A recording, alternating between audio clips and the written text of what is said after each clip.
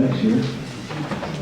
Namo Vishnu Padaya, Krishna Krishna Bhutale, Srimati Bhakti Vedanta Swami Manah, Namaste Saraswati Devi Gauravani Pracharya, Nirse Saraswati Paschatya Veshataya, Shri Krishna Chaitanya Prabhu Nityananda, Shri Advaita Gadadhara Srivasadi Gaura Bhaktavinda, Hare Krishna, Krishna Krishna, Hare Hare, Hare Rama, Rama Rama, Hare Hare. Om Gyan Mirandasya, Kirajana Salakaya, Chaksu Unmilitamya, Tasmai Shri Ravi. So for those of you who have been here, we've already done 7 verses on this wonderful and most deep philosophical teachings of Sri Manah Shiksha.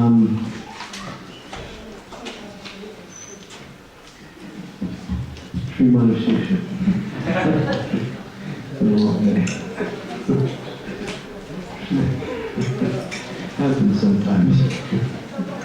Sri Manah Shiksha. And it is really about understanding the essence of our practice and going for the essence. I should mention one thing, which I mentioned in the beginning.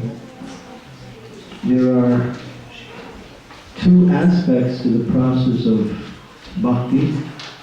One is called the exoteric, and one is called esoteric.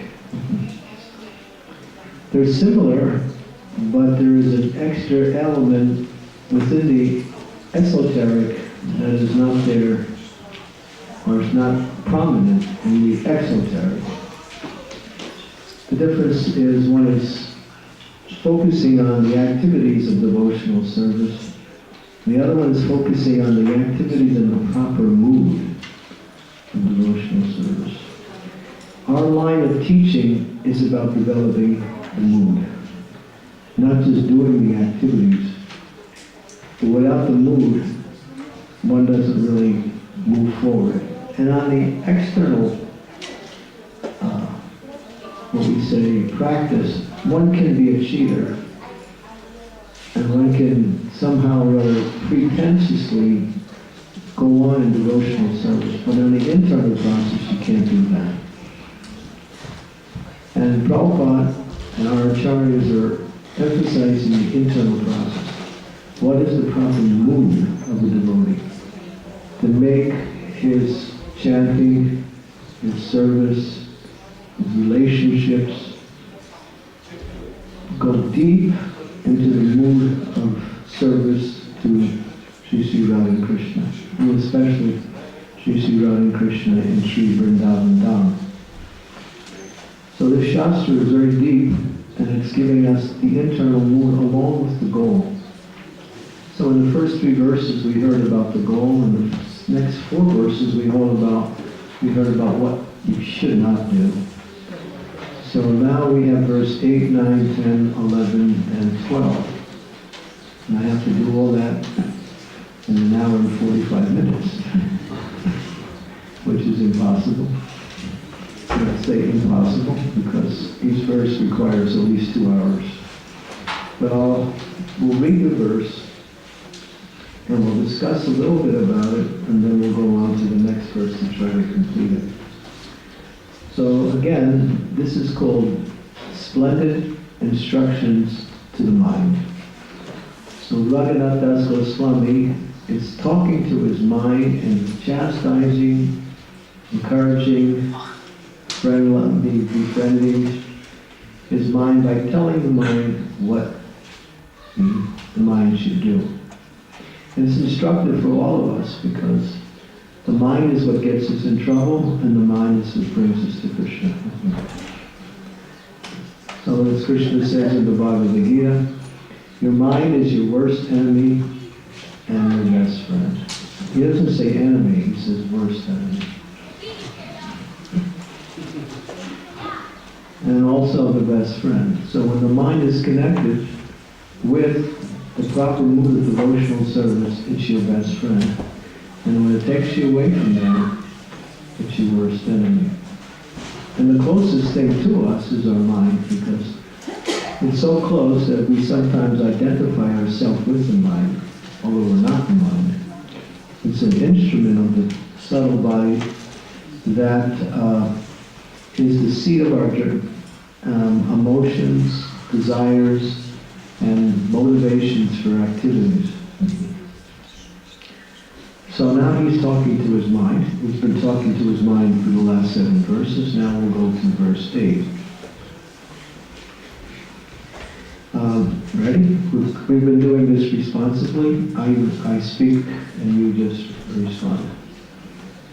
Ready? Okay. Even though I am a cheater,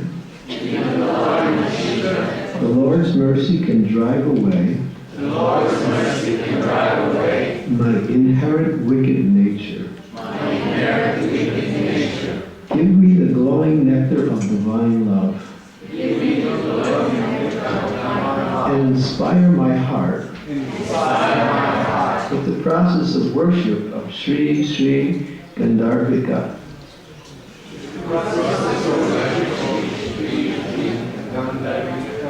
With the process, and inspire my heart with the process to worship Sri Gandharvika. That's it.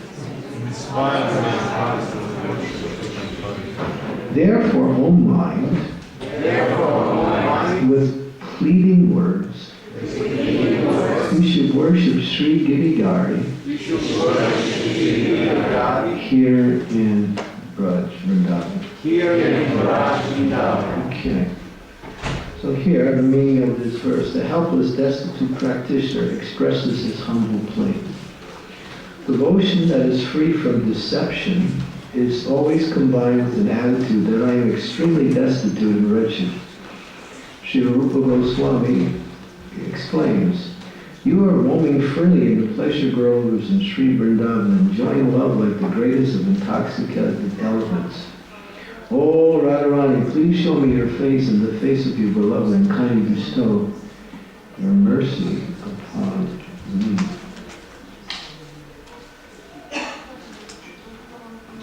So, we talked about that in previous verses, how we can be free from all bad qualities, but still this deceptive nature makes us think that we're advanced. It makes us think that we're okay. It makes us think that we can accept honor, praise, and prayer, and position, and at the same time, and take advantage of that to propagate our own ideas on how to enjoy the material and spiritual life. Now, it's saying, "Oh Devi, Radharani, falling on the ground like a round, I'm extremely distressed soul. Begging, please count me as one of your near and dear ones." So if you haven't been here for the first 7 verses, this is going to be really hard. It's going to be really hard for you to understand this, because this whole thing is progressive. So now, but you can listen anyway, and by listening you can understand something. That now, after freeing oneself from all bad qualities, still thinking that I'm low, now I'm begging for your mercy. I want to enter into Sri Vrindavan Dham. It's the abode of Srimati Radharani. Those who are dear to Radharani are dear to Krishna. So begging, he's begging his mind. He says, "Oh mind, please worship Giridhari." Who's Giridhari? He's the holder of Govardhan Hill. Give me, I'm a cheater. I'm saying that I am showing that I'm in one way, but behind the scenes I'm something else. The Lord's mercy can drive away my inherent wicked nature. What is that wicked nature? That in the name of devotional service, we are trying to achieve something material, something temporary. That is wickedness. That's what he describes as wickedness. Now, I don't want that anymore. I'm through with that. I want your lotus feet. I want shelter of Krishna and Sri Vrindavan Dham. Inspire my heart. See, what he's saying is, I can't do it. And this is very important to understand. By our own efforts, we cannot succeed in devotional service. It's not possible. Our efforts are one thing. The mood that connects with our efforts, not only the efforts, but the strong mood of desire to have the mercy of the Lord, awakens Krishna's compassion. And Krishna arranges for his mercy to come. And what is that mercy? He allows one to come closer to him in devotional service. So our efforts are what we say, the thing that pushes Krishna to act. Only when he sees sincerity and he sees utter and complete helplessness. In the material world, you're taught that you have to be competent, you have to be what we say, motivated, you have to be number one, you have to do it, you have to have that kind of like Shakti to really drive your way through and make things happen, right? And if you're good at that, you get a good position. You're going to control other people. But in spiritual life, it's the opposite. The more you feel helpless, the more you could cry out for the mercy of the Lord. And anybody can feel helpless, because when we understand we're in a situation of helplessness, we need the Lord's mercy, we need the Lord's compassion, we need the association of devotees. Then that mood of crying out with other, the word is, there's no other, I don't want anything else, I want this. Satchidananda Maharaj makes a nice point, that when you feel in that helpless position, but at the same time you don't feel the mercy coming, sometimes you look to fill that gap with something material.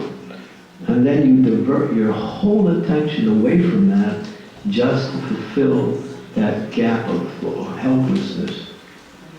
But a devotee remains in that mood, praying for the Lord, knowing by that prayer the Lord will sooner or later show his mercy. That's what he's saying here. And what does he want? He doesn't want a good position. He doesn't want to be known as a great devotee. He doesn't want to be, he doesn't want anything that is about him. He wants to serve the Lord in Vrindavan, worshiping the King of all personalities, Sri Krishna, who is the lifter of Govardhana, Giridhari himself. That's what he wants. He understands. He's in knowledge, but at the same time he's begging for the position. Please give me that opportunity. He has the knowledge that if I can attain your lotus feet, then everything else, and everything I do in life has become successful. That is my success, to get to your lotus feet. So he tells his mind with pleading words. Now you have to understand one thing, this is important to understand. We want one thing, the mind wants something else. You ever have that experience? The mind will tell you so many things, but the soul, or the soul that is enraptured with Krishna, it's like sometimes you can be in a kirtan and you can be experiencing nice things. All of a sudden the mind will go someplace. And then all of a sudden you're no longer in the kirtan. And you think, what happened? And that's the nature of the mind. So he wants his mind to cooperate. So in this particular verse he's saying, with pleading words. In previous verses he calls his mind the ruffian. In another verse he calls it my dear brother. And another person calls it a cheater. So in dealing with the mind, you use different adjectives to get the mind to listen. Sometimes you're friendly, sweet, full of flattery. Because when you're dealing with a cheater, the mind is a cheater. He's a rascal. And he'll take you wherever you want, he wants to go. And you don't, whether you want to go or not, you're there. You, the soul, was being dragged by the crazy mind to whatever it wants to do. And therefore, he's begging his mind, I know what I want. I want shelter of Krishna and Vrindavan and loving service eternally at his lotus feet. You want to do something else, mind. So this Shastra is unique, and it says that he's telling you what is the highest. And he's preaching from that point and using his mind to show how the mind doesn't want that. It wants something else. And it needs to be cajoled, flattered, chastised, so many ways to reach the mind, to get the mind to listen what I want, me, the soul. If we listen to our mind, we're gone, we're lost. If we listen to the words of ISKCON Swami, we gradually move our mind closer to the lotus feet of Lord in devotional service. So, now in this verse, he's expressing the inner mood of a Vaishnava who has tasted, he's tasted a sweet drop of the sweetness of the divine couple, mercy, and now he's begging for more. It's like when you get something at a really nice preparation. It's like you're sitting down and somebody's cooked a nice pizza. And they bring in this nice hot pizza made just the way you like it. And then you eat the first piece and you're ready for more, and they say, there's some more. Oh. So you don't know what to do from there. You're just lost. So he's tasted the drop. Now he wants more. But he realizes in order to get more, he has to be more humble and more in the mood of begging for it. Krishna wants that. Krishna wants to see how bad we want him. And the more you want him, you have to show you want him by how much you serve the Vaishnavas and how much you're willing to accept his mercy in whatever way it comes. And then Krishna is happy. And he says here, the helpless or helpless, destitute practitioner expressing his humble plea. Devotion free from deception is always combined with the attitude that I am extremely destitute and wretched. Nobody likes to hear you're wretched. If somebody called you a wretch, what would you think? Hey, who are you? But he feels like that, and he's expressing that mood of being a wretch, and that's what opens up the door for more mercy. And then, here, we go on to glorify the Srimati Radharani. So this whole verse is just beautiful prayers to Srimati Radharani, glorifying her position, her qualities, and her service to Krishna. And in that verse he says, Sri Gandharvika, that's Radharani. Inspire my heart with the process to worship Sri Gandharvika. He's not asking for worship of Krishna. He wants Radharani's mercy. He wants to serve Radharani. He wants to please Radharani. He wants to glorify Srimati Radharani. So this verse is about getting the shelter of Srimati Radharani's lotus feet. And then the last part of the verse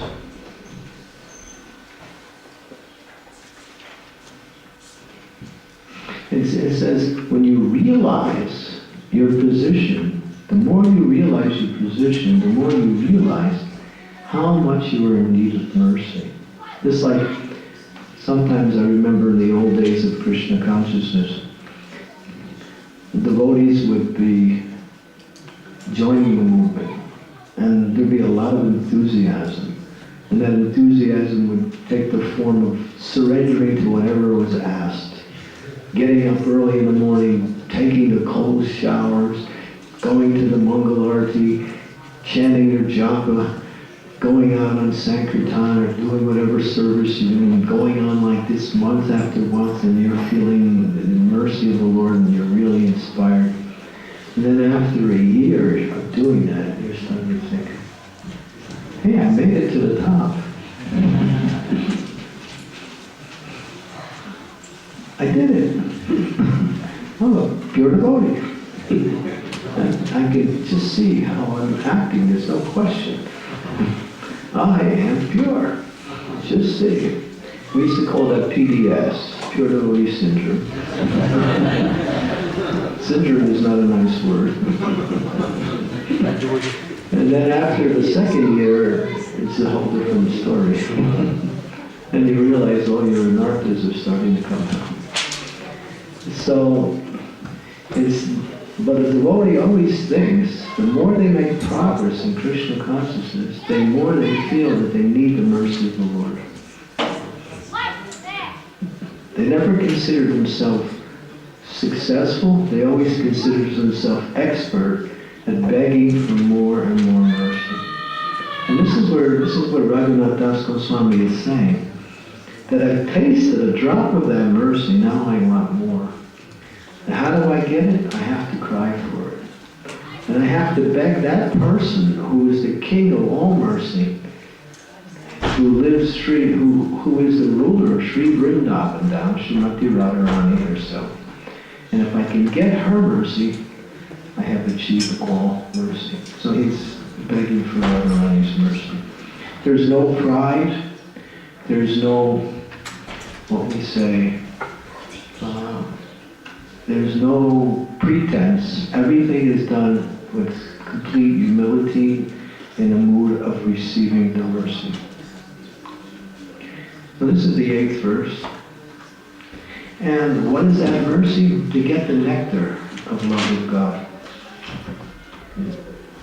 And he starts the verse and says that if you, my dear Lord, can drive away this wicked nature and inspire my heart with divine love, then I can worship Srimati Radharani.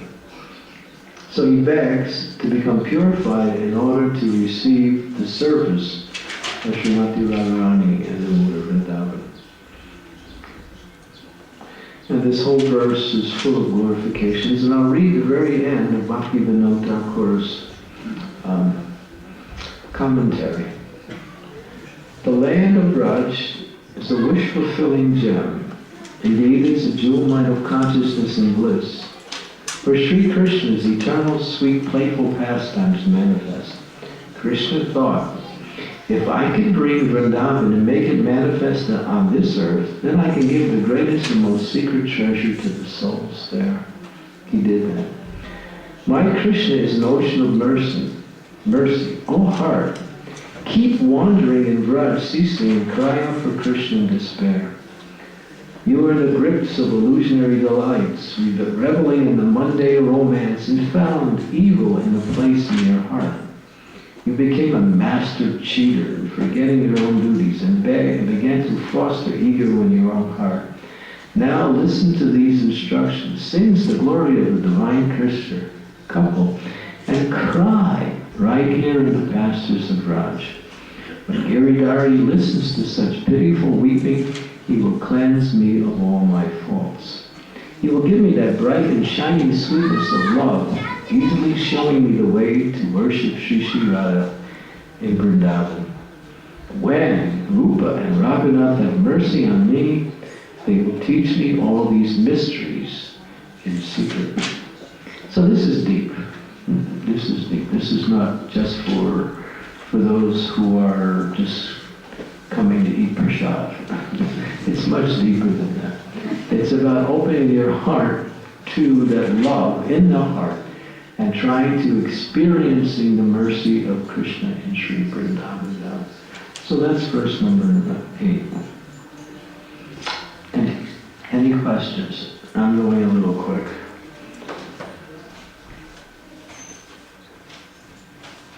Okay, no questions? We go to verse 9.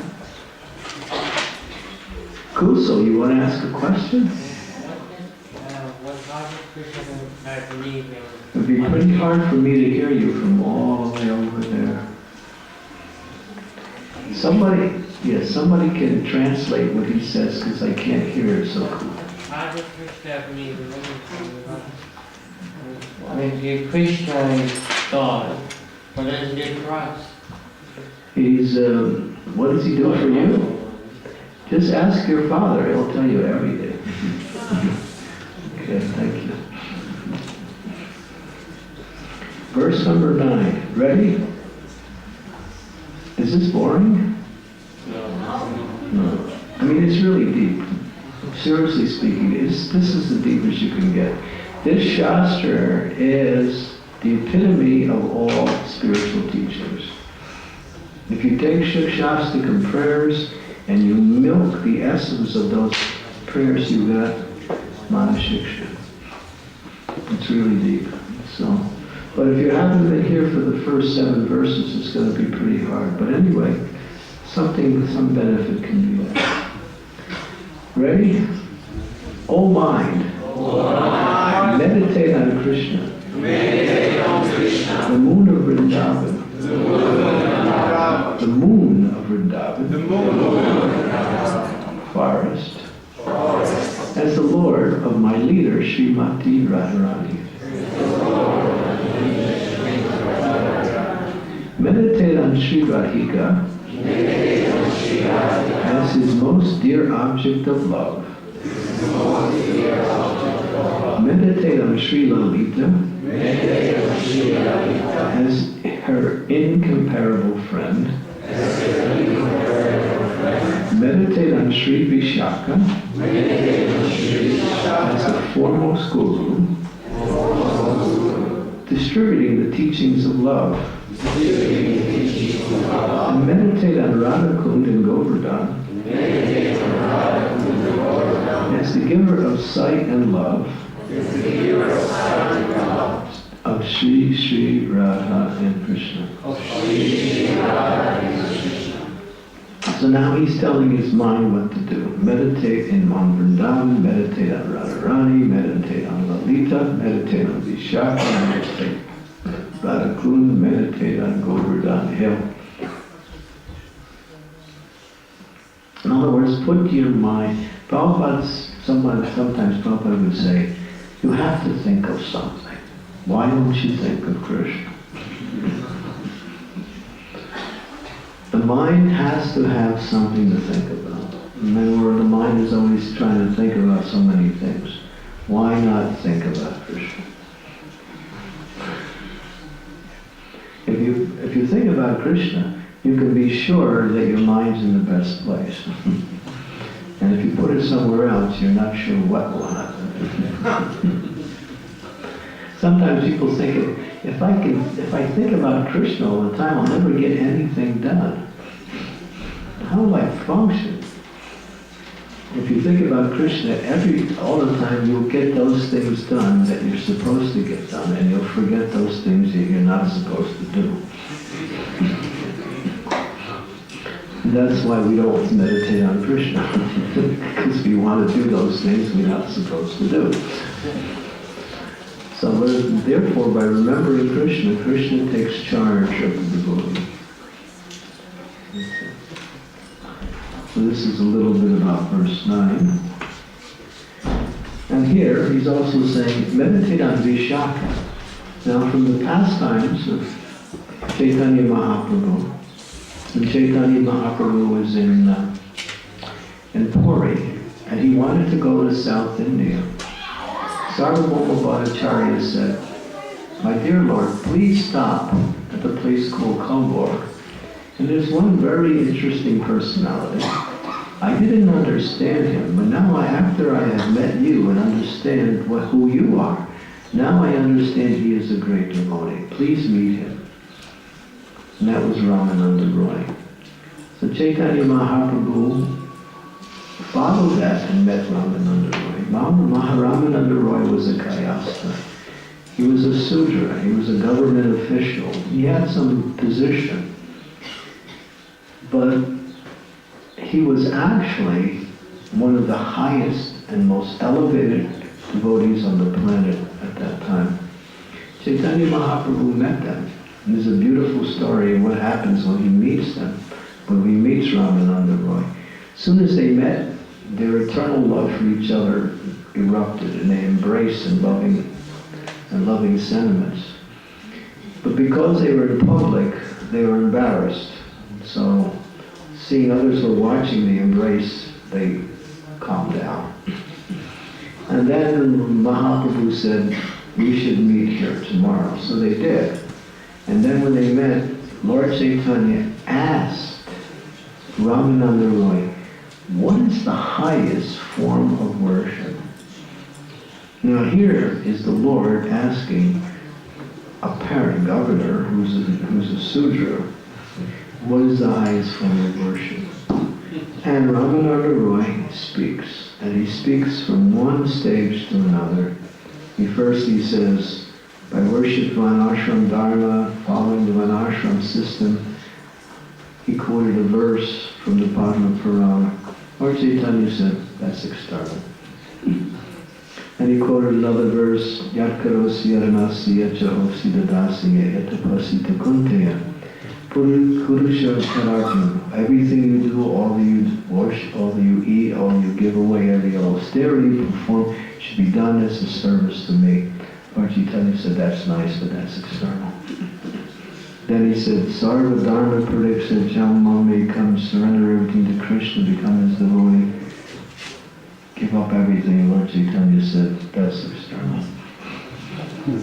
And then he went on, going higher and higher. Finally, he got to Vrindavan. And then the Lord was really pleased. Is there more? Then he mentions the different rasas in Vrindavan. And he gets to Madhurya Ras. Then he speaks about the gopis' love for Krishna.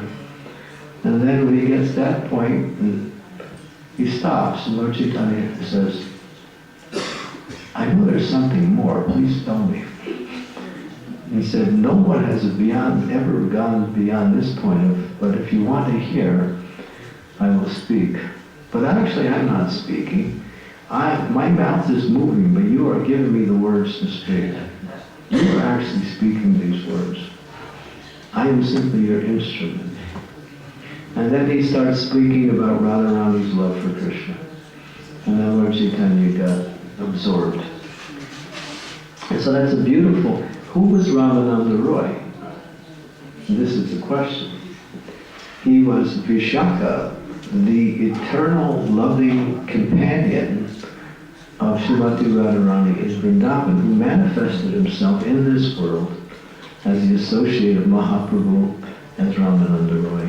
And when Lord Chaitanya had two very dear, intimate, eternal associates, that was Ramananda Roy and Srup Damodar Goswami. And who was Srup Damodar Goswami? It was Lalita.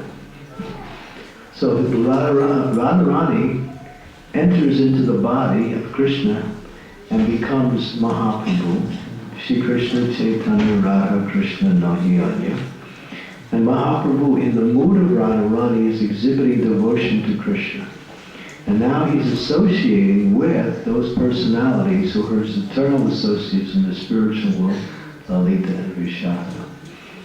And Vishaka is now speaking to Srimati Radharani, who is speaking to Krishna, who's in the mood of Srimati Radharani, about Radharani's love for Krishna. That's in the 8th chapter of Madhya Lila. Please read that. In 1940s, Srila Prabhupada wrote a book. Our Srila Prabhupada wrote a book about this whole pastime. That book's available in certain places in ISKCON. Prabhupada wrote a book in the 1940s, before he even came to the West, on this particular pastime. And he very nicely explains and expands this wonderful, loving conversation where you can understand the different stages of bhakti and how it ultimately comes to the stage of Vrindavan and then goes higher into the elements of sweeter and sweeter relationships with Krishna, ending with Radharani's love for Krishna. And so, therefore, Raghunath Das Goswami is saying, meditate on Vishaka, meditate on Lalita, meditate on Radhakund. Vrindavan, sometimes we say, if you can achieve Vrindavan, that's the highest, but it's not the highest. Vrindavan is not the highest. What's higher? Govardhan. What's higher than Govardhan? Radhakund. You can't go any higher. One who achieves Radhakund, of course. We're not talking about physically residing there, although that is one of the understandings. We're talking about developing the mood of bhakti where your consciousness is Vrindavan. And this is what Raghunath Das Goswami is saying. Bring your mind to Vrindavan. Bring your mind to the lotus feet of the Lord and meditate. It's so hard to meditate. It is. But if we have good japa every day, that will strengthen the mind and bring the mind more and more to the lotus feet of the Lord. It really depends on our japa. The strength and quality of our chanting brings our consciousness closer and closer to Krishna in the mood of loving service to Krishna. It centers on that, but it also centers on what is our relationships with Vaishnavas. And the relationships, as we were mentioned in verse number 7, unless we serve the Vaishnavas in a humble way to please the Vaishnavas, one cannot progress beyond a certain level of devotional service. One cannot enter into the mood of Vrindavan, because the mood of Vrindavan is selfless love. What is selfless love? Always using oneself for the pleasures of others. In this material world, everyone uses others for the pleasure of themselves. They call that love. People get married. What are you going to do for me? It's not what am I going to do for you. Well, yeah, I'll do something for you, but more important, what are you going to do for me? So this is the material consciousness. And the spiritual consciousness is what can I do for you even if you don't do anything for me? You see, love works in such a way is that when you give love, the happiness of giving love is the satisfaction you receive.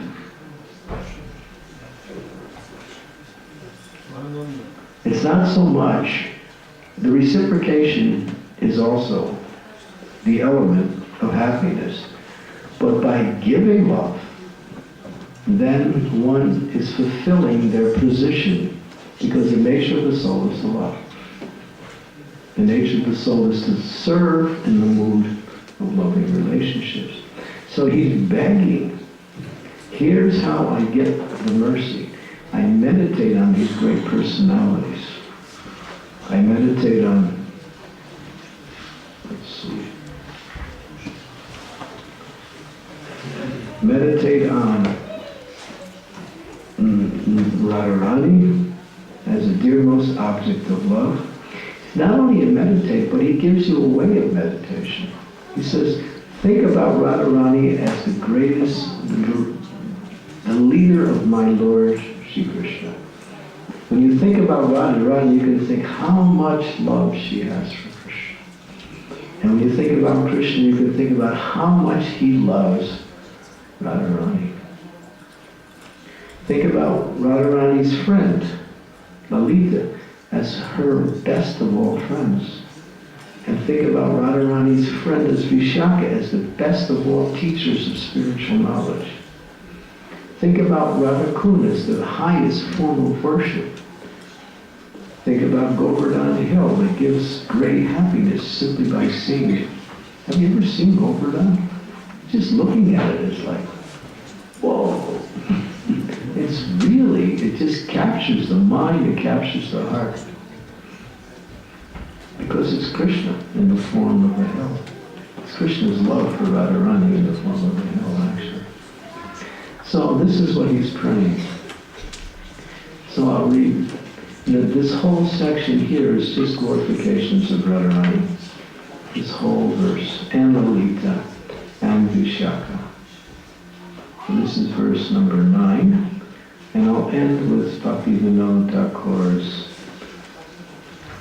He says, my goddess, Sri Radha, is the moon of the forest of Vrindavan, the ruler of Vrindavan. I cherish and hold the feet of Sri Lalita, the divine couple's intimate friend who is beyond compare, as well as the feet of Sri Vishaka, the beloved teacher. O heart, meditate on them like this.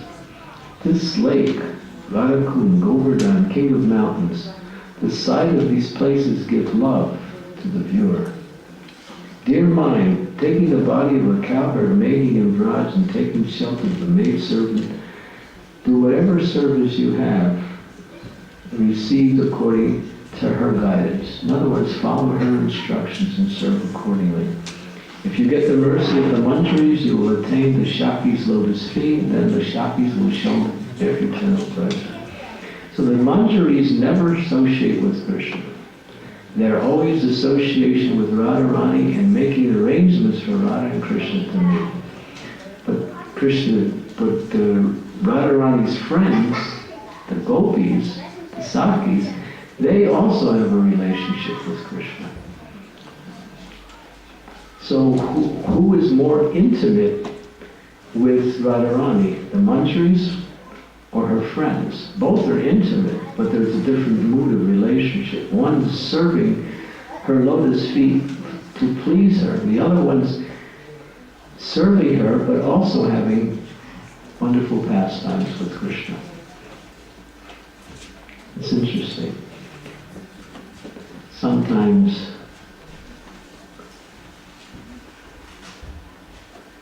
and the Manjaris are more intimate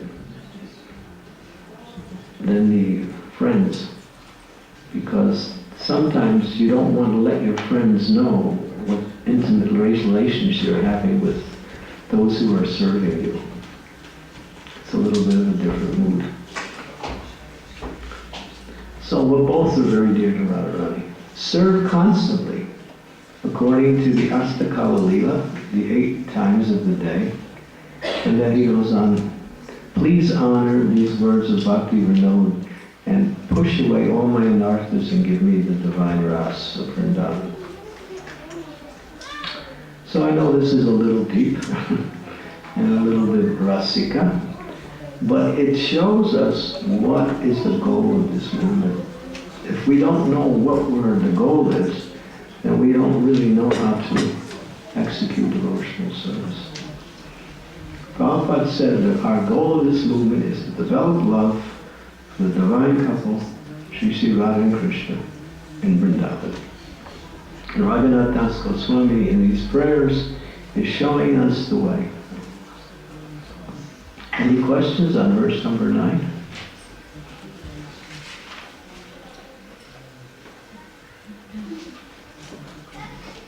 Vinodi? Okay. I'm going a little fast. I was just wondering that this verse is about Radharani, but there are many inhabitants in Vrindavan, and every devotee has to have the goal to serve Radharani instead of some other. You don't start there. You don't start there. When you get trained up as a female maidservant, you enter a particular group and they train you to serve accordingly. When you become approved by the group leader, then you get the opportunity to meet Radharani, and if Radharani is pleased with you, then you can engage in her service. You don't go right there. But what I meant was that maybe if someone has another type of rasa or how to say. You mean friendship? For example, Then they don't take shelter of Krishna's superior counter voice. But even if they worship Radharani and their mood is in friendship, by the strength of their worship, they will be shown where they are to serve. So this verse is not for them? It's for everybody, but it pushes you. Yeah, just like we're practicing devotional service now. But at a certain point, when we reach spontaneous devotional service, then you start cultivating a particular mood in your heart.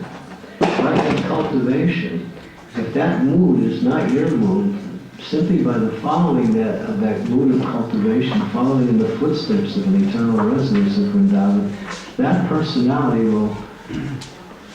will guide you to your Swarup, your eternal position. You make the endeavor to follow the process, and the process will guide you accordingly. It's very personal. And Prabhupada said, when you're ready, the spiritual master will come and tell you what is your eternal relationship with Krishna in the spiritual world. But that comes on the spontaneous platform. Not only on the spontaneous, there's Raganuga Bhakti, and then there's Raganuga Bhakti with Rati. Rati means attachment. When Raganuga Bhakti matures into a later stage, it's called Ragatmika Bhakti. And then one is very strongly attached to serving in a certain way. And that becomes their mood. So there's different stages even with spontaneous devotional service. It matures into attachment in a particular way. That attachment becomes focused. Is that clear? Maybe. I think I will listen to it again.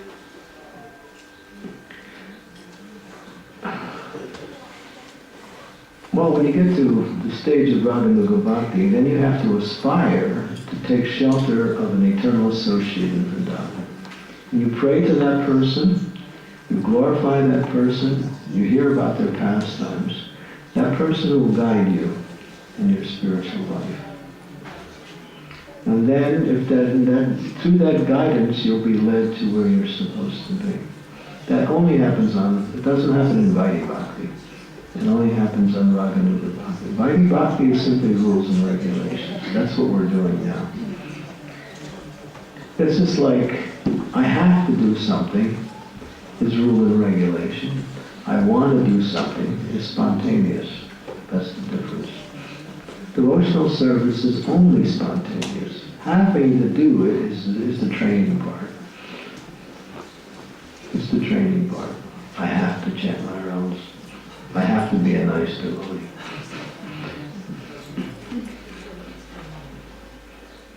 But when you start, after practicing long enough, the heart becomes open, the material layers start to gradually diminish, the anarthas, and then the natural, what we say, nature of the soul starts to come. And the soul is by nature spontaneously attracted to Krishna. So our love for Krishna is like a raging river. It's going in that direction, doesn't go anywhere else. But it's hidden by our association with matter. And rules and regulations help you to practice that mood, which will get rid of these until you reach the platform of spontaneity. When you begin spontaneity in devotional service, you're actually fixed in the process. But it all centers around chanting Hare Krishna. Just keep doing that. Yeah, yes, Savitri. Oh, I'm sorry, Michelle. So, can we understand it that this devotional service and association with devotees and our closest personalities could bring us step by step to this stage? Yeah. We take it as an example on this earth, in this body? Do we take what is being said here as the way to go? Is that what you're saying? I mean, if we could take it as a small example of showing a love to the others through the service. Showing, I missed one or two words. You can just talk really strong English. You don't have, based on that question you asked me this morning. Just let it go.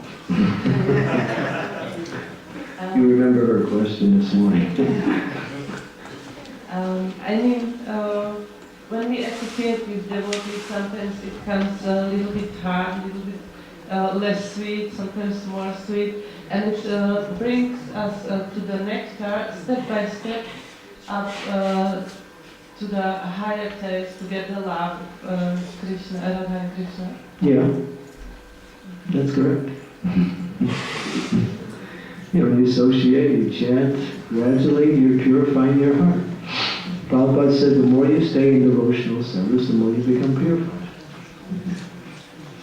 As soon as you stop associating and stop practicing, then you go back down. You're either going up or you're going down. You can't stay in one place. You can't stay in one place. It's like a river. A river is driving in a certain direction. And you're in the river.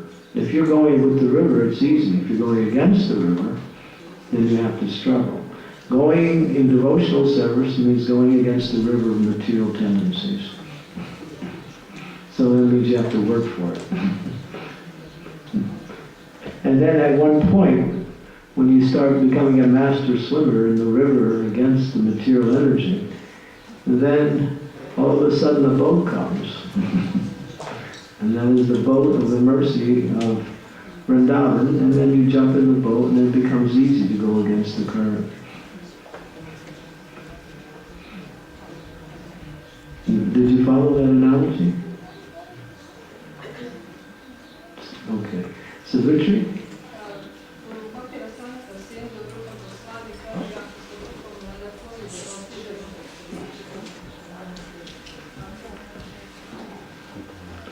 Okay, we have our running mic. U Bhakti Rasenta Sindhu Rupa Goswami kaže, ako se okupamo u Radha Kundi da dostižemo ljubav prema Bogu. Mnogi su se od nas okupali u Radha Kundi.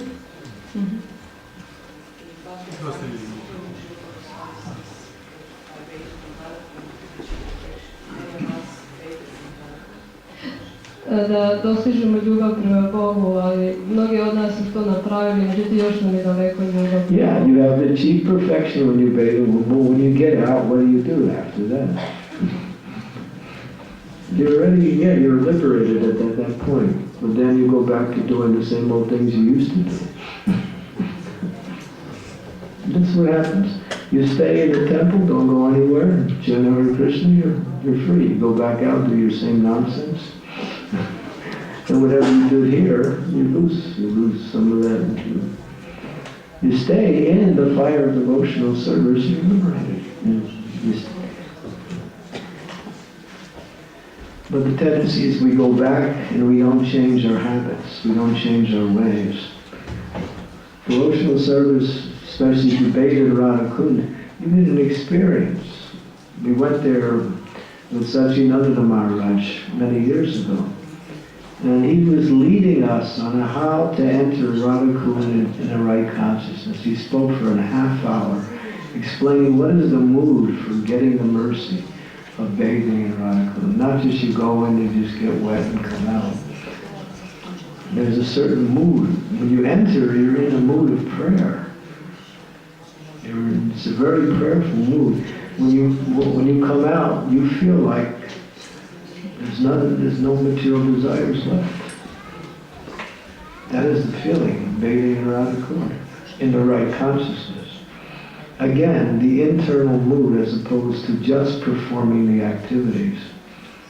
When Prabhupada went with his disciples in the early 1970s, the devotees were playing in Radha Kund. Prabhupada got so angry.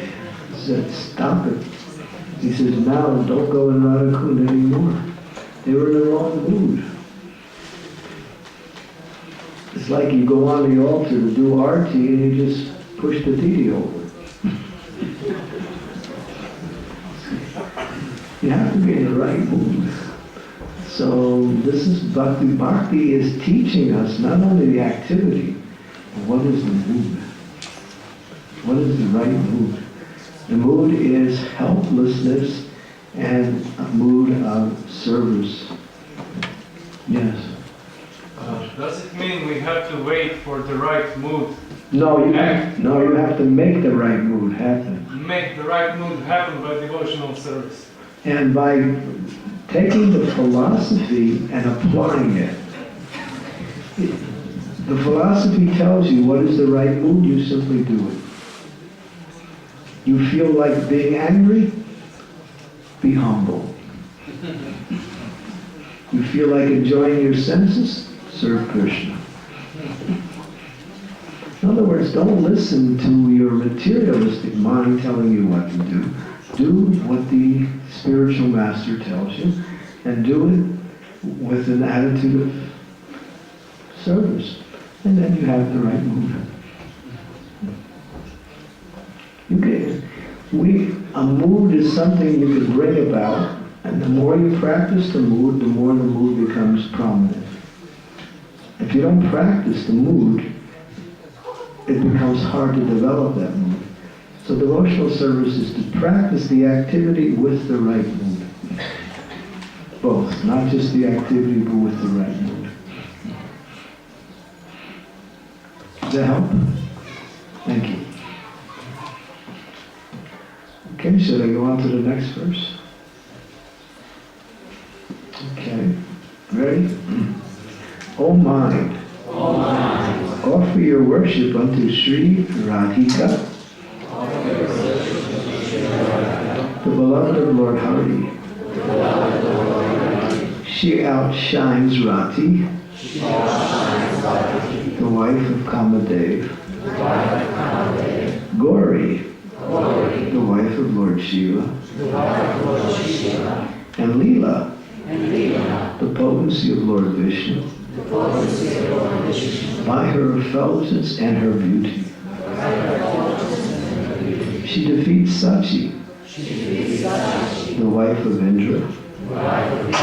Lakshmi and Satya, Krishna's wife, by the ways of her good fortune. She defeats the pride of the newly married gopis of Braj through her power to control Krishna.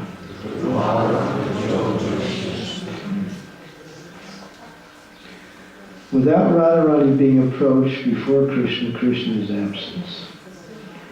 Radharani's extraordinary quality. Rupa Goswami mentions in Ujjvala Nilamani her qualities. One, should I read her qualities? Would you like to hear Radharani's qualities? She has unlimited qualities, but 25 are outstanding. One, she's very sweet. Two, she's always freshly youthful. Three, her eyes are restless.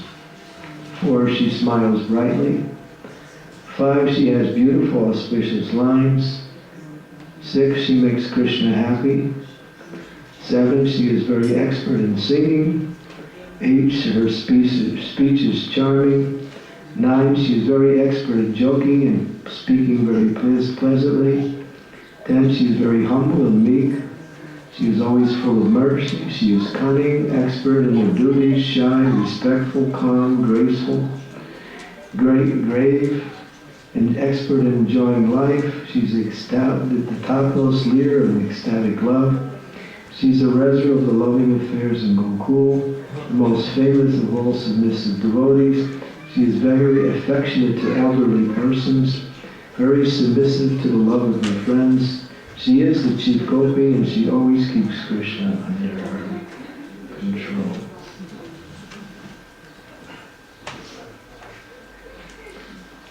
So this is way beyond my realization here. But anyway. So she is full of all good qualities. So we take shelter of Srimati Radharani. Prabhupada writes in that song, when he came over on the Jaladuta, he wrote a song Radha, it's called, what is the name of that song? No, it's not that one. It's another one. Where's Vishnu Priya? She knows. See here? What is that song? Surrendering to the lotus feet of surrendering to the lotus feet of Lord Krishna. That's the name of the song in English. But when Prabhupada writes in the first line, Radharani Sukhihapi, that when Radharani is pleased with you, oh no, he says, only when Radharani is pleased with you, only then will your devotional service be successful.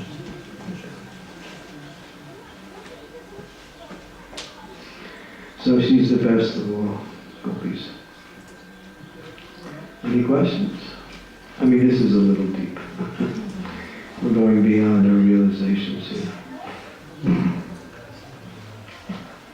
And in the next verse, that was a complete glorification of Radharani in that verse. And in verse number 11, ready? O mind, you should every day drink the five nectars. Worship, glories, meditation, listening to divine pastimes, and offering obeisances. Worship Govardhan according to the rules. In this way, follow the instructions of Sri Rupa, and obtain the direct service of Sri Sri Radha Giridhari,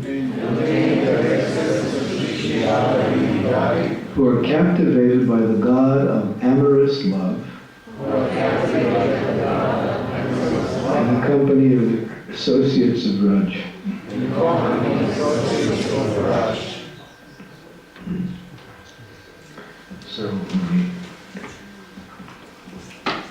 So here it's mentioning 10 things you should do.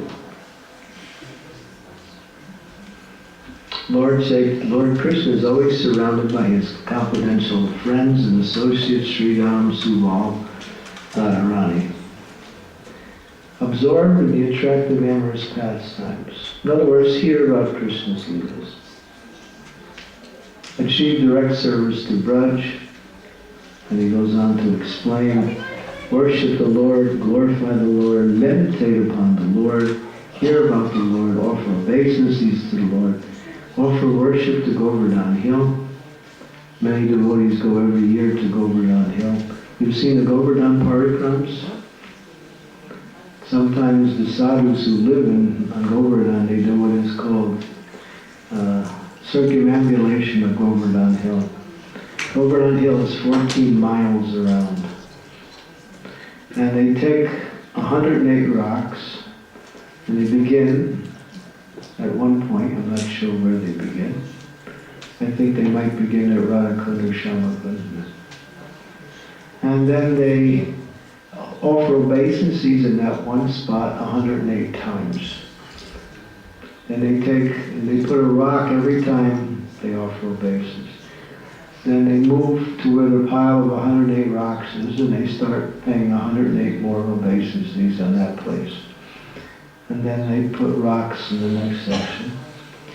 And then it takes them months, but they go around the whole Govardhan Hill like that. And that is one of the recommended ways to worship Govardhan.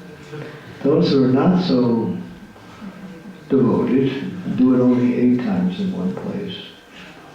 And those who are even less devoted do it once. And I've seen them. We have piles of rocks and they're just paying obeisance. So Govardhan is none different than Krishna. Who is Govardhan? When Krishna manifested Govardhan Hill, he said to Radharani wanted a place where they could have their intimate pastimes, and Krishna manifested Govardhan from his heart. So Govardhan is actually the heart, is a love for Radharani, Krishna's love for Radharani manifested in that hill. That's Govardhan. And that hill came to this material world to assist Krishna in his pastimes, along with the Jamuna River. Both are eternal residents of the spiritual world. Jamuna is gradually drying up and Govardhan is gradually sinking. Why? Because Krishna is left. And gradually they're leaving, go slowly, and pretty soon, not pretty soon, but after some time Govardhan will be gone, and so Jamuna will also be gone. To again return to the spiritual world. They're there in their spiritual body, but they manifested themselves here to assist the Lord in his pastimes in Boma Vrindavan. So this is... So by filling our minds and hearts with these instructions, become a follower of Sri Rupa and his companions, one who sweetly, with a sweet voice, loudly recites these 11 supreme verses, which gives instructions to the mind, and strives to understand all of their meaning completely, attains the incomparable jewel of worshipping Sri Sri Radha and Krishna in the forests of Gokul. So I highly recommend the devotees to get a copy of this book. It was just recently released. It's called Srimana Shiksha. And each verse is a commentary by Bhaktivinoda Thakur, which is called Bhajana Darpana. Bhajana means your worship, and Darpana means mirror. Looking at your worship, taking a look. He calls that his commentary, along with commentaries by the ISKCON Acharyas. There's 4 or 5 ISKCON Acharyas who give their seminars on this particular beautiful verse. So I'm really inspired by this. Satchidananda Maharaj writes at the beginning of this, which I read it to the devotees once before. Maybe I'll read it again. Should I read it again, what he said? You want to hear what Maharaj said?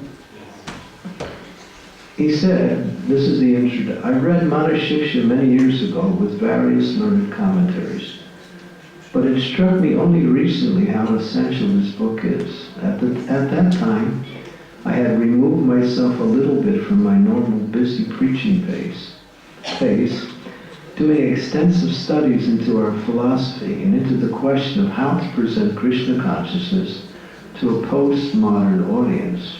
I asked myself, do we have in our tradition a guidebook to bhakti in its different stages, a book which will bring a person from the beginning to perfection? As I was asking and looking around, essentially to find a book which would save me the tremendous work of writing something myself, I again and again came upon Manah Shiksha. Then His Grace Ravinda Sarup Prabhu told me that Manah Shiksha is the guidebook which takes us to full Krishna consciousness. But I was still a little doubtful whether or not that this is really the book, the guidebook to Krishna consciousness, until I received a letter from our Srimati Devi Dasi. Srimati presented to me a statement from Bhaktivinoda Thakur's Jaivan Dharma, where he says that Manah Shiksha is the Padhati for Gaudiya Vaishnavas. We call something a Padhati, it means a step-by-step guide to progress. Pada means foot, Hati means progress. So Bhaktivinoda Thakur says it's a commentary to Manah Shiksha, called Bhaja Darpana, or the Mirror Bhajan, that when a living entity has understood that it is his prime duty in life to develop his Krishna consciousness, when he has awakened his faith in this understanding, he will then ask how to do it. Manah Shiksha will answer this question. If we, the readers, and I have this question, and have awakened some faith that we should develop our Krishna consciousness, then we are qualified to hear the secrets of this guidebook. So that's from Satchidananda Maharaj. Any questions? We can even go back to some of the early verses for those of you who were here.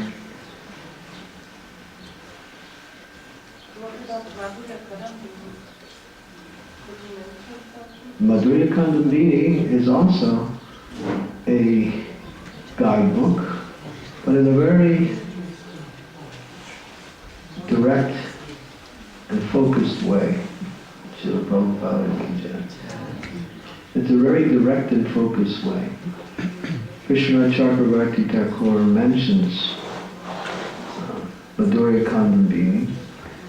It's very similar, but here Madhurya Candramauli doesn't really focus on achieving Vrindavan and the details that it takes in order to achieve Vrindavan. Rupa Goswami mentions in his Bhakti Rasamrita Sindhu that bhakti contains 9 stages. Sadhastrada Sadhu Sangha Bhajana Kriya, Anartha Nivritti, Nishta Ruchi, Ashakti, Bhava, Prema. As we go through the different stages, we start to recognize that there's a next stage that I have to achieve. Just like devotees took initiation today. So what stage is that? That's called Bhajana Kriya. By association, by faith, we associate, by association we practice, and by practice we develop the desire to make the practice a lifetime affair. Then we look for Krishna's representative, we take shelter of Krishna's representative, we take the initiation vows, and then the spiritual master takes charge of the devotee and guides them step by step through the next stages. The next stages that we have many unwanted things in our heart, both in activity and desire.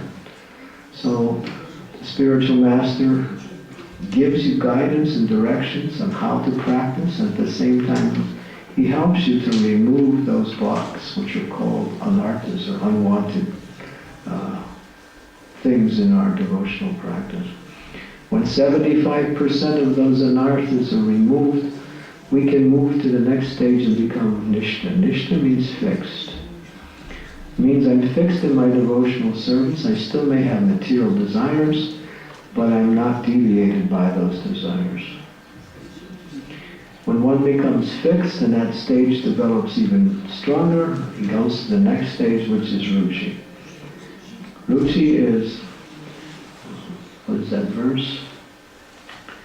Prasannatma nasoshiti nakamshiti. What is the first one? Brahmabhuta. Prasannatma nasoshiti nakamshiti sama sarveshu bhuteshu madbhakti lavate param.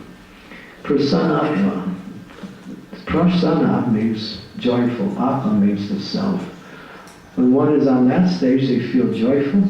Nasoshiti nakamshiti. I don't hanker for anything and don't lament for anything that's lost. On that stage, they can render devotional service to the Lord. When that stage becomes developed, and one develops attachment for Krishna. One cannot do anything else but serve Krishna. Wants to hear about Krishna more, wants to serve Krishna, wants to only associate with the devotees of Krishna. A devotee on that stage will get angry if he wastes or she wastes a moment doing anything else but devotional service. That's one of the symptoms of that stage. That the devotee is so fixed on Krishna that to do something else or to become diverted to something else causes the devotee to feel great unhappiness. He feels sorry for wasting time, gets back up and says, I'll never do that again. gets involved, starts to hear more about Krishna. As he hears more, the heart opens up. He starts to serve Krishna. He starts following the instructions of Raghunath Das Goswami by meditating on the pastimes of the Lord, meditating on the eternal associates of the Lord, meditating on their service to Krishna in Vrindavan. And then he develops what we call preliminary love of God. The heart starts to open and becomes soft. When the heart becomes completely soft, love starts to flow to Krishna unimpeded. But it's still not complete. Although it is full of affection, it hasn't reached the mature stage. by practicing that, and by focus, and by hearing more about Krishna, and meditating on Krishna, praying to Krishna, thinking about Krishna, one becomes absorbed in Krishna, then pure love for Krishna develops. And then that is the final stage, and then pure love of Krishna has 8 stages. And it goes more concentrated, just like you take sugar, and you can take sugar in its very simple stages, and then higher than that is molasses, and then there's ore, and then higher than that is rock candy. And Prabhupada said higher than that is lozenges. Concentrated sweetness. So there's different stages. So these are the 9 stages.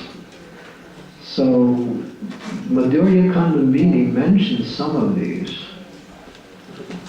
but it doesn't really go into detail about the various activities of the Buddha. Madhurya Kandamini is a lot about what not to do.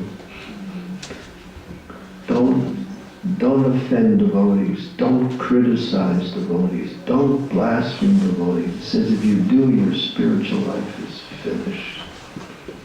It's very heavy. Bhaktivinoda Thakur comments on Madhurya Kandamini, saying this is the word, because he mentions what is called in the 2nd verse, things that take away from our progress. And the greatest thing is to offend Vaishnavas.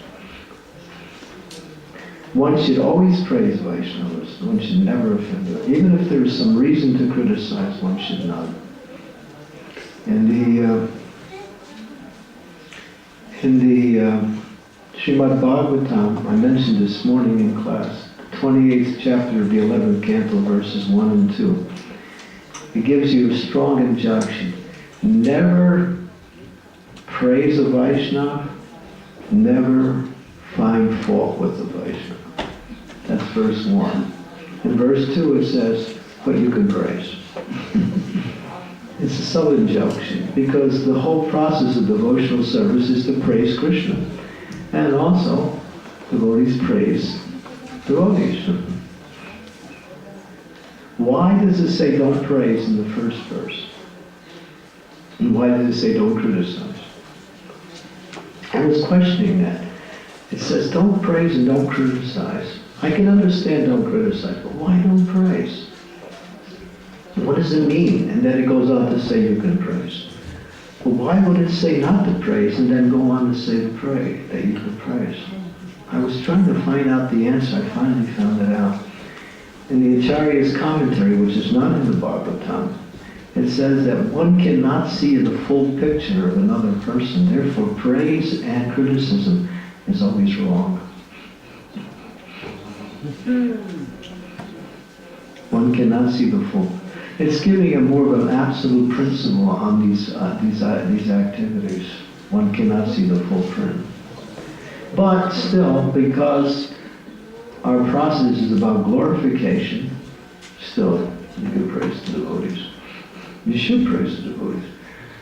But the devotees should not want praise. That's the thing. We were talking about that this morning. How a devotee doesn't want praise, but may receive praise, and at the same time pass that praise on to his spiritual master, her spiritual master. Like that. So, Madhurya Kandamini is nice, it's deep, but Manah Shiksha goes even a little farther.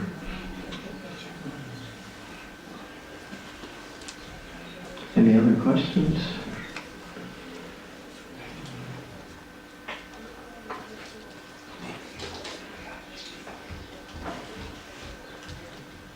There is one devotee who... Well, somebody has the microphone here. Okay. So when you can, as soon as she's done, then you're next. As I understand, these verses are different stages in Bhakti, and I was wondering if we should build one stage after another, or some of them may be happening simultaneously. No. For example, No, you get elements of some of the ones in some of the stages, but you can't reach the next stage until you finish with the previous stage. So, in case of anarthas, we are not able to deal with the desire for pain till we with criticism, or How the anarthas interact with each other, or is that? yes. Well, that's very subtle. What in Vajana Rahasya, Bhaktivinoda Thakur gives an understanding. He mentions the 4 types of anarthas, and each 4 types of categories of anarthas, and each of the categories has 4. So there's 16 anarthas. If you get rid of 75%, that means 12 of the 16 anarthas. You can move from the platform of anartha nivritti to nishta.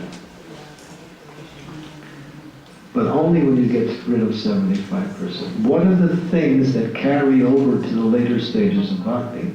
Offenses. Even on the higher stages of bhakti, one can commit offense. We have the examples, many examples, just like Jai and Vijay were gatekeepers and they committed offense to the 4 Kumars.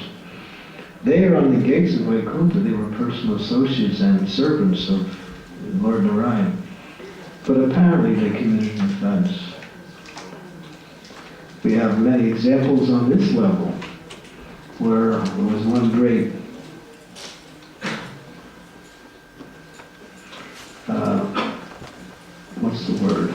protagonist of Srimad Bhagavatam, great orator. He could speak. He had realizations of Bhagavatam.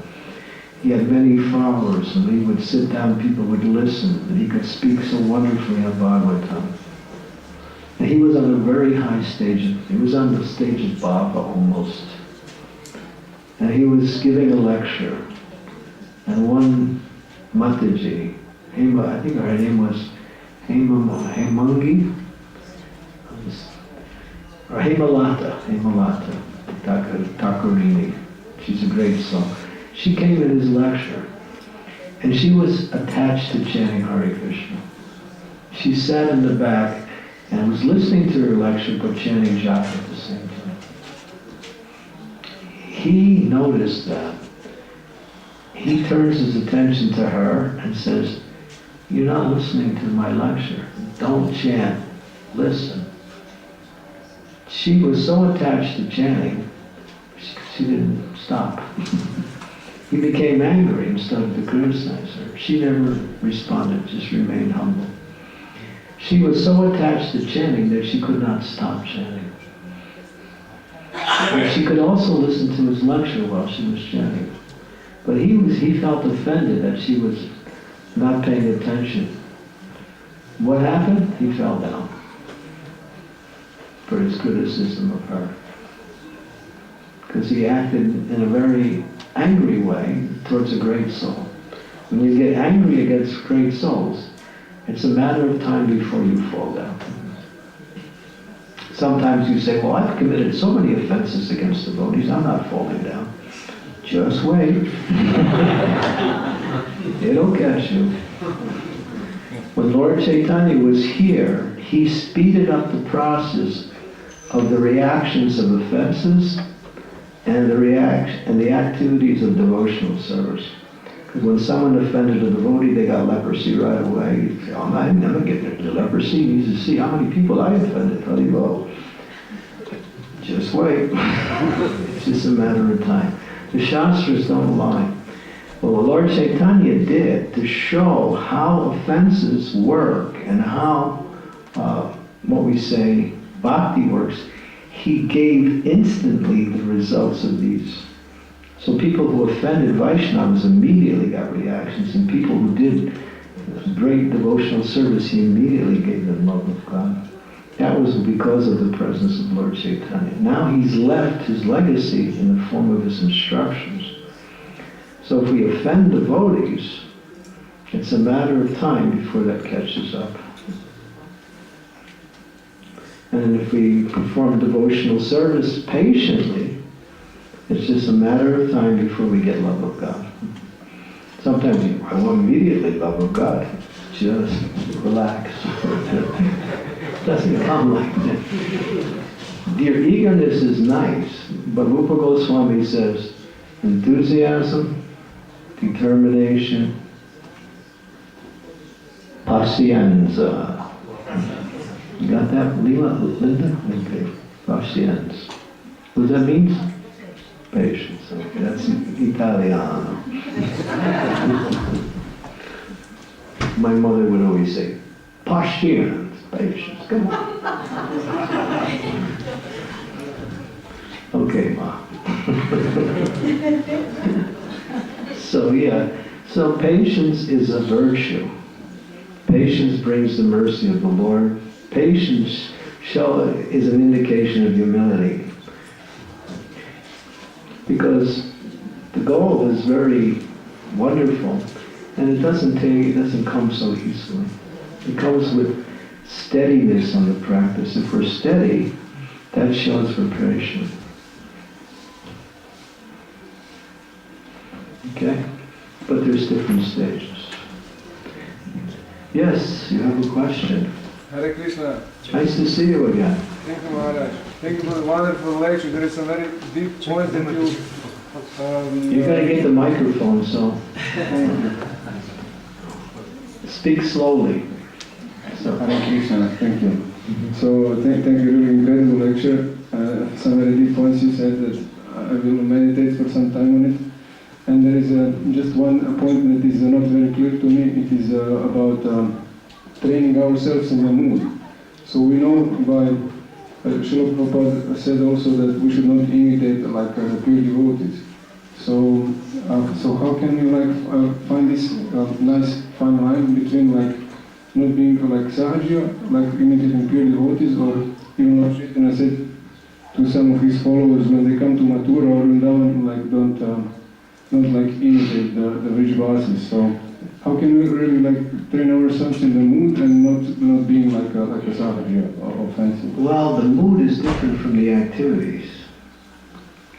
The mood is what is your consciousness when you perform the activities. So we should stay within the proper activities and not try to surreptitiously or pretentiously jump to the higher stages of bhakti by performing the same activities of the great souls. But Lord Chaitanya gave the mood.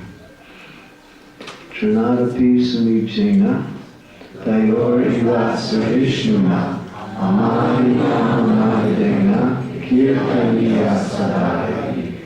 In this verse, Srila Krishnadas Goswami Kaviraj says, take this verse and string it on the nectar of the holy name and wear it as your ornament.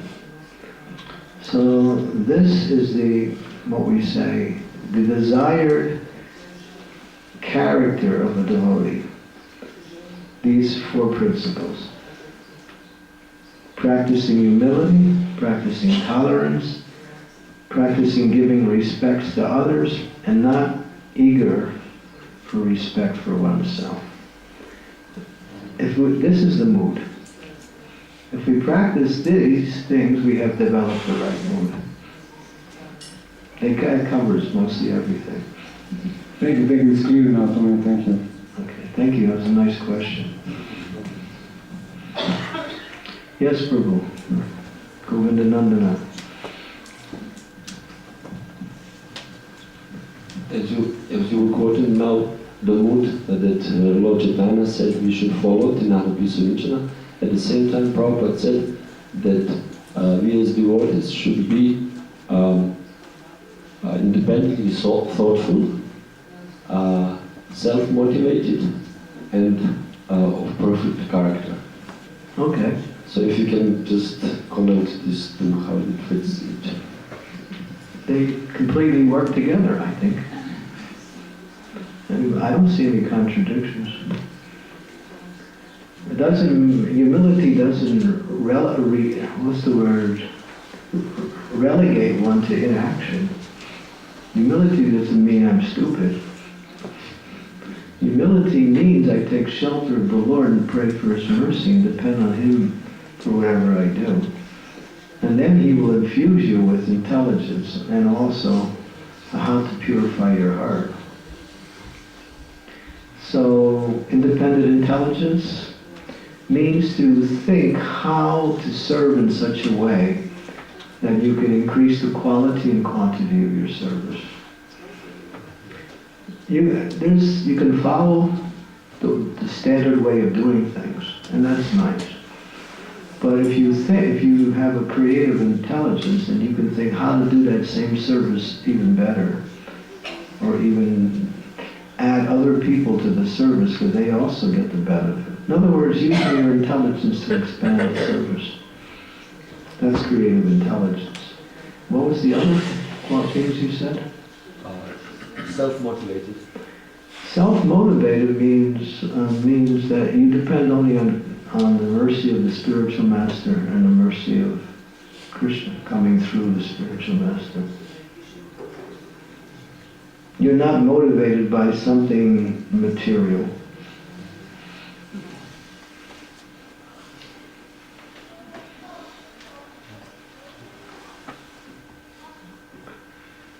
The self is the soul, not the mind. The mind might get motivated by something external, but the self is only motivated by the instructions given by the Lord to the spiritual master. So focus on that as your form of motivation. And learn how to use those instructions in a practical way. What's the third one? The third one is perfect character, which suits the other one. But my question was for the second one. We also find out that self-motivated means you don't need anyone to be pushed. Also.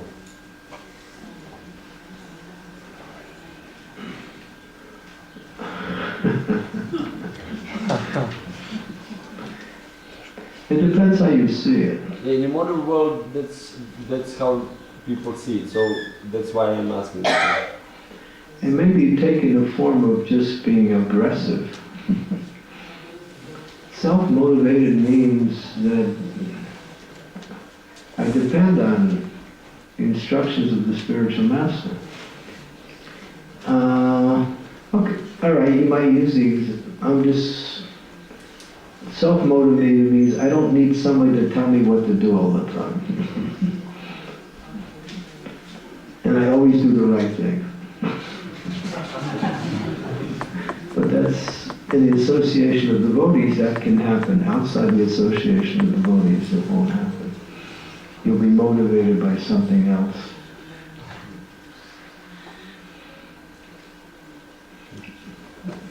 You sure? Or are you just surrendering? I just want to make sure I covered it all. Okay. I get these questions a lot. I think you're self-motivated. Any other questions?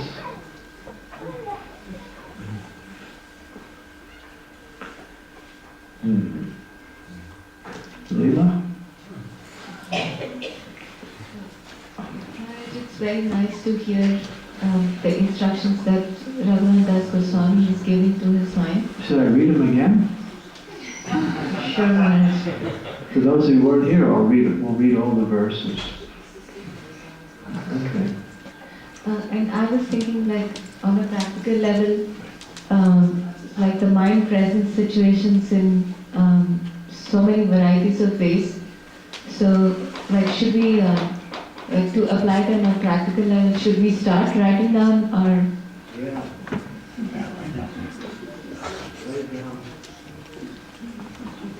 Prabhupada said to remember means to remember to write it down.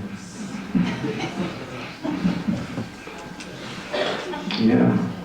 I have, to use myself as an example, I have 3 things to do list. One's long range, which I can't do immediately. Another one's is more immediate, and then I have a day-to-day list.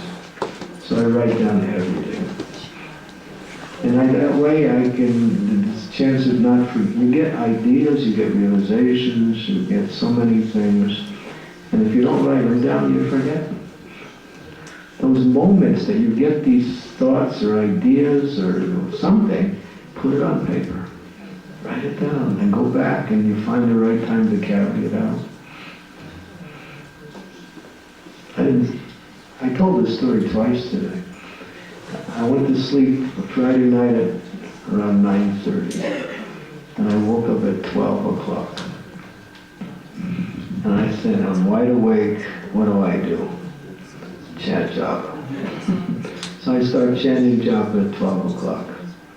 And I chanted for a while, and all of a sudden I got a whole bunch of ideas about certain people that could use initiation. Second initiation. And all of a sudden I got a whole bunch of ideas. It was just coming, because it was so peaceful, my mind was pretty much free from everything else. And then I was searching for my flashlight, so I could find the paper to write it down. So I found it and I was writing it down. And then the next day I had a list of about 4 or 5 things. And then I talked to the devotees here and I said, good idea. So I was just using myself as an example that when you get an idea, you get ideas during japa. It's not that you chant japa to get ideas, but when ideas come during japa, what do? If you keep thinking about the ideas, then you can't concentrate on your japa. Keep a pencil and paper there. Write it down, forget it. Go back to your japa. We get ideas all the time, but if you don't write them down, you forget them. You hear something Prabhupada said, really outstanding, you just think, I gotta remember that. You don't write it down, and you think, what did he say? This is the nature of Kali Yuga, to forget things. It's a good exercise. Prabhupada says, especially for the managers, they should write everything down. Do you write everything down? Yeah. Yeah, see? That's why he's still a manager. If he didn't write everything down, he'd be being managed instead of managed. You have a profession where you have to know everything. Right? Write it down. Doesn't take much. Or you have your phone, you can go dee dee dee dee dee dee. I don't do that because I don't know how. But anyway, I write it down.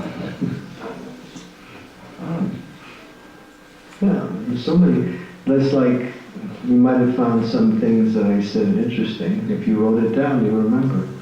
Or you can play the tape back. But it's good to take, I know sometimes people take notes in class and they get certain things. Anybody taking notes now? Oh wow, there's at least 10 people taking notes. And then you refer back, and then you can use that in your devotional service.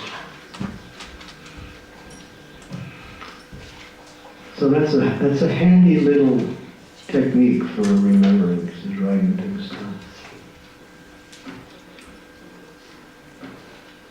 Okay? Should I read the verses? For those of you who weren't here, and for those of you who were here, there's a section in the back here that has all the verses listed together. Here, okay. You ready? Let me get my glasses. In that bag there should be some glasses there.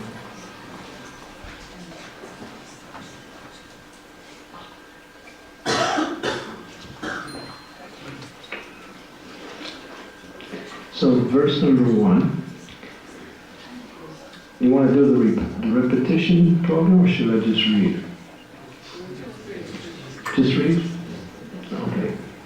O dear brother, O mind, having given up all pride, please develop unprecedented and excessive attachment to Sri Guru, to Sri Vrindavan, to the abode of the cows, to the devotees' residence of Vrindavan, to all the devotees on this planet, to the confidential mantra given by Shri Guru, to the holy names of Shri Shri Radha Krishna, and to the process of surrendering to the fresh young couple of Raj. Holding your feet, I beseech you with sweet words. Verse 2, indeed, do not perform any pious acts prescribed in the Vedas and supporting literature, or sinful acts forbidden in them. Staying here in Raj, please perform profuse service to Sri Sri Radha and Krishna. O mind, unceasingly remember the son of Sachi as the son of Nanda Maharaj, and Shri Guru as the dearest servant of Lord Mukunda. Listen, O mind, if you desire in every birth to reside in the land of Raj with loving attachment to serve the youthful couple of Sri Sri Radha and Krishna in close proximity, then clearly remember and offer obeisances to Sri Rupa, Sri Sarupa, and his associates in Vrindavan, and to Rupa's elder brother, Sri Sanatan. So in the first 3 verses he establishes what we should do. Now in the next 4 verses he tells us what we should avoid. O mind, abandon the prostitute of mundane talks who plunders all intelligence. Do not listen at all to the stories of the tiger named Mukti, who devours all souls. Moreover, also give up attachment to the husband of Lakshmi, Sri Narayan, who only leads one to Vaikuntha. Instead, here in Raj, serve Sri Sri Radha and Krishna, who give one the jewel of their own love. Verse 5, while here on the revealed path of devotion, I have been attacked by the gang of my own lust, who have bound my neck with the troublesome, dreadful ropes of wicked deeds. I am being killed. Cry out piteously like this to the devotees of Sri Krishna, the destroyer of the Bhakti demon. O mind, they will save you from these enemies. Verse number 6. O ruffian mind, why do you burn yourself and me, the soul, by bathing in the trickling urine of a great donkey, or a full-grown hypocrisy and duplicity? Instead, you should always bathe in the ocean of love, emanating from the lotus feet of Sri Sri Gandharvika Giridhari, thereby delighting yourself and me. As long as the unchaste, dog-eating woman of desire for prestige dances in my heart, how can the chaste and pure lady of love of Krishna touch it? Therefore, O mind, you should always serve the incomparable, beloved, devotee commander of Krishna's army, who will immediately throw out the unchaste woman and establish the pure lady of love in your heart. That was nice. Number 8, even though I am a cheater, the Lord's mercy can drive away my inherent wicked nature. Give me the glowing nectar of divine love and inspire my heart with the process of worshiping Sri Gandharvika. Therefore, O mind, with pleading words, you should worship Sri Giridhari here in Vrindavan. O mind, meditate on Krishna, the moon of Vrindavan forest, as the Lord of my leader, Sri Radhika. Meditate on Sri Radhika as his most dear object of love. Meditate on Sri Lalita as her incomparable friend. Meditate on Sri Vishaka as the foremost guru, distributing the teachings of love, and meditate on Radhakund and Govardhan as givers of the sight of love of Sri Sri Radha and Krishna. O mind, offer your worship unto Sri Radhika, the beloved of Lord Hari. She outshines Rati, Gauri, Leela. By the effulgence of her beauty, she defeats Sachi, Lakshmi, Satyam by the ways of her good fortune. She defeats the pride of the newly married gopis of Raj, headed by Candramauli, through her power to control Krishna. O mind, you should every day drink the 5 nectars, worship, glories, meditation, listen to divine pastimes, and offer obeisance. Worship Govardhan according to the rules. In this way, follow the instructions of Sri Rupa Goswami and obtain the direct service of Sri Sri Radha Giridhari, who are captivated by the God of amorous love in the company of the associations of Braj. Last verse. Becoming a follower of Sri Rupa and his companions, one who with a sweet voice loudly recites these 11 supreme verses which give instructions to the mind and strives to understand all of their meanings completely, obtains the incomparable jewel of worshipping Sri Radha and Krishna in the forest of Gokul. So that is Sri Manah Shiksha.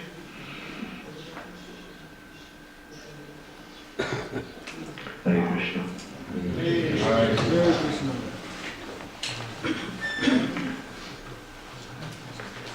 Anything else? Okay, Srila Prabhupada ki Jai, Sri Manah Shiksha ki Jai, Sri Raghunath Das Goswami ki Jai, Sri Gaurnathai ki Jai, Sri Harinam Sankirtan ki Jai, Nitai Nitai Gaur Premanande.